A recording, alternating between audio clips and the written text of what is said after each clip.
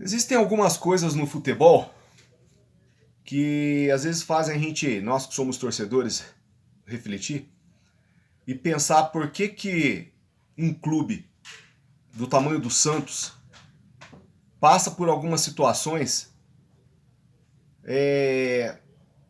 constrangedoras e até de se questionar o profissionalismo do clube.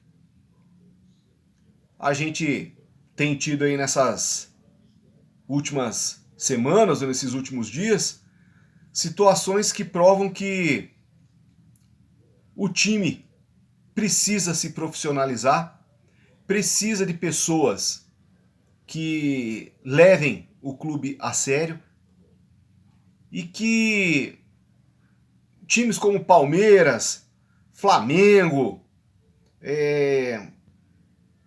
estão anos-luz na frente do nosso glorioso Santos. Eu vou citar para você aqui 4 situações que demonstram todo o amadorismo da diretoria do Santos. Obviamente que não é só agora, mas desses últimos anos, que o Santos não chegou na Série B só por causa da última gestão, né? Por causa das outras gestões também. E isso é uma coisa que já vem de anos, né? Já vem de anos. Antes de eu prosseguir, eu quero que você se inscreva aí no canal, eu quero que você deixe o seu like, que você comente, que você compartilhe. Vamos começar pelo primeiro fato, que é o caso do Juliano, que se machucou, aí teve ali uma breve recuperação, treinou, o departamento médico, que é o órgão, vamos colocar assim, que é o departamento competente pela reabilitação dos jogadores, que deveria ter a palavra final, disse que ele deveria esperar pelo menos até o jogo do CRB para entrar em campo. Mas aí o jogador disse que estava bem e coisa e tal, e queria jogar, e o cara ele escalou ele, e aí ele entrou, fez o gol, e aí ele se machucou com 27 minutos, e aí vamos perdê-lo aí, sei lá, talvez um mês por uma lesão muscular na coxa. O Santos diz que não é a mesma, que é em outro lugar e coisa e tal, fez ali uma notinha, colocando aí, tirando a culpa do departamento médico e responsabilizando talvez o atleta ou o técnico, desculpe, por ele ter entrado em campo e ter se lesionado. Se ele está com problema, se o departamento médico disse que ele não estava apto a entrar em campo, não deveria ter entrado. Como é que se autoriza alguém que não está apto a entrar em campo? E se ele tem uma lesão muito mais séria do que ele teve, quem é que vai ser o responsável por isso? Agora, a pergunta que se faz é: quem entrará no lugar dele para substituí-lo? Né? Tudo bem, vai ter aí as controvérsias. Muitos vão dizer: não, ele entrou em campo, tinha que entrar, fez o gol, o Santos venceu e ponto final. O problema é daqui para frente. Nós vamos ter o jogo contra o CRB no domingo, depois teremos o jogo contra o Sport e depois teremos o jogo contra o Paysandu lá em Belém. Assim, não para porque o atleta se machucou. Mas se você tem um departamento dentro do clube que é responsável por isso, né, e que disse que o jogador não está apto a retornar, ele não deveria ter retornado. E o Carille tem que fazer o time jogar com ele ou sem ele. E agora vai ter que fazer o time jogar sem ele por mais tempo. É um caso assim que não dá para entender. Isso é arriscar demais, né? É uma falta de competência, talvez, de alguém, né? O outro fato que mostra todo o amadorismo do Santos é a recente, a mais nova dívida que o Santos vai ter que arcar no caso do Uribe. Jogador contratado pelo Pérez, lá em 2019, que segundo ele não recebeu nada de suas rescisões e direitos de imagem e tal.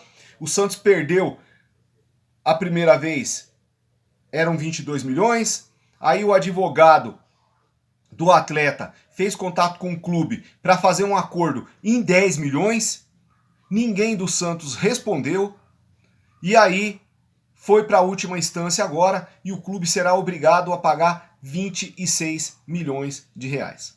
Para um clube que diz que não tem dinheiro, que já anotou aí, ó, botou uma notinha esses dias dizendo que já tinha pago 90 milhões, né, em dívidas de gestões anteriores, vai ter mais uma aí para pagar de 26 milhões. Se o advogado do atleta, o Santos já tinha perdido lá na primeira situação 22 milhões, e o advogado do atleta entrou em contato com a diretoria para fazer um acordo de 10 milhões, onde o Santos economizaria 12, e não tinha provas, né, que comprovassem o pagamento ou coisa do gênero, por que não retornou e não fez o acordo com o atleta? Ah, não, mas ele não jogou nada e tal. Isso é outro problema. Se ele não jogou, se ele não foi um cara bom para o clube naquele momento, se ele não entregou o que se esperava dele, isso aí não é culpa dele. É culpa do clube que o contratou e não pagou o que deveria ser pago, né? Não entregou em campo, não recebeu os pagamentos porque o Pérez não estava pagando ninguém, e tá aí a dívida para pagar de 26 milhões. Segundo o clube, está fazendo contato com o atleta, diretamente com o atleta, para tentar diminuir esse valor. Mas depois que perdeu em última instância, porque não sei quem foi esse advogado que achou que teria condições de ganhar na última instância. Arriscou e perdeu. Assim como fez com o Juliano em campo, arriscou, perdeu o atleta, arriscou e perdeu a ação, e agora está aí 26 milhões para serem pagos, né? Então aqueles 90 vão se tornar aí 116.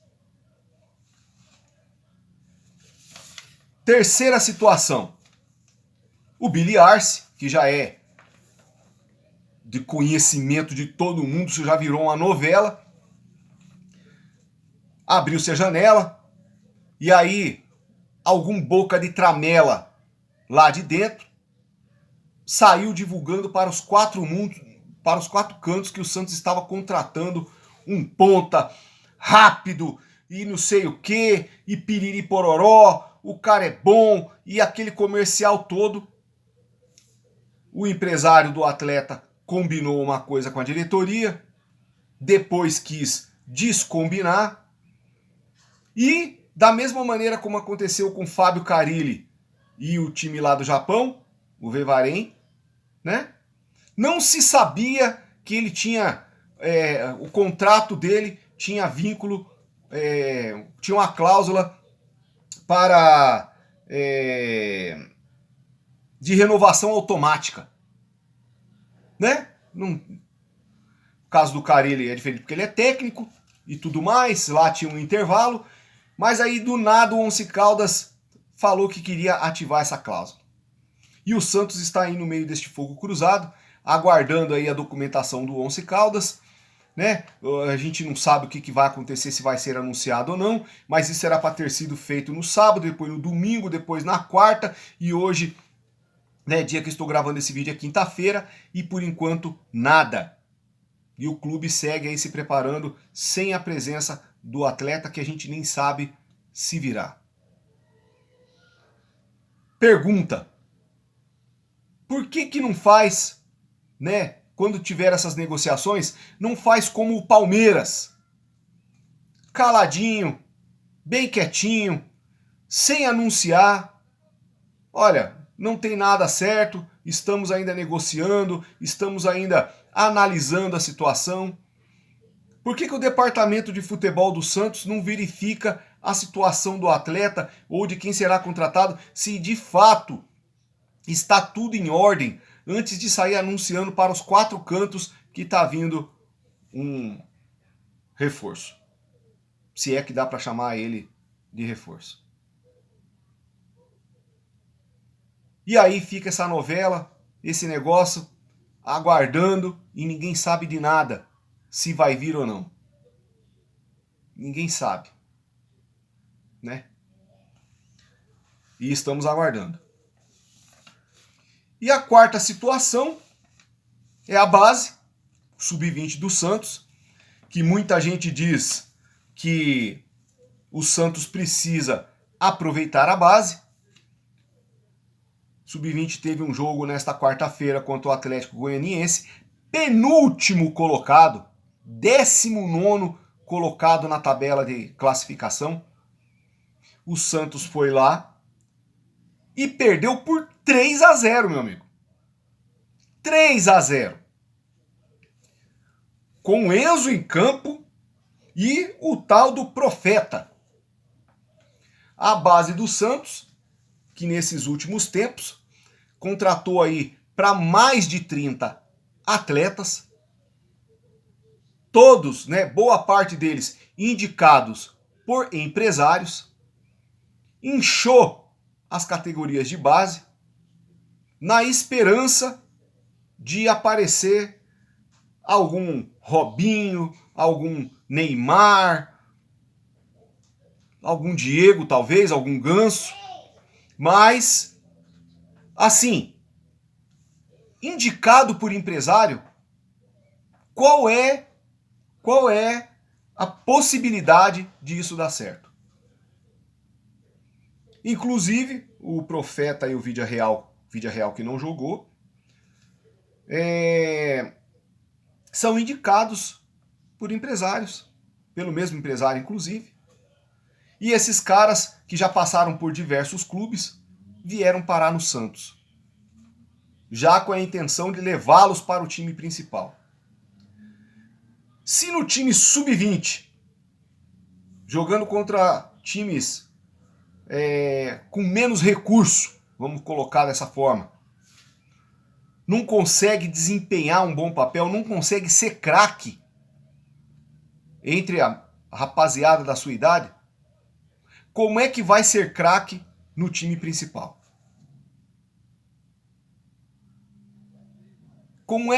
Quem é que avaliou esses jogadores?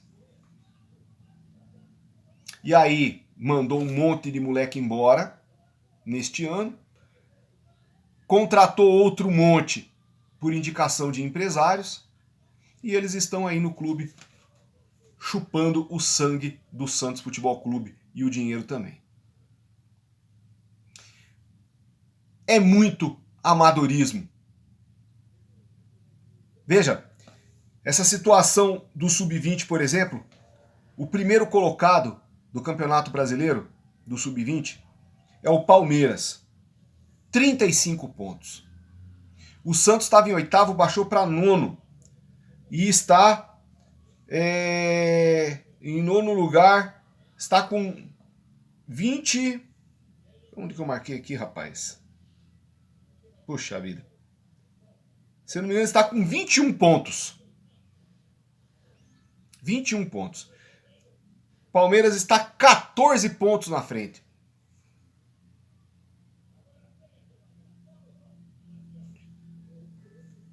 Por quê? Você pega todas essas situações e você vê que falta muito para o time se profissionalizar. Se é que um dia conseguirá se profissionalizar. Se é que um dia conseguirá se profissionalizar. Teremos um jogo importante contra o CRB agora, no domingo às 18h30. Desfalque de um jogador que teoricamente é importante nesse esquema do Fábio Carille.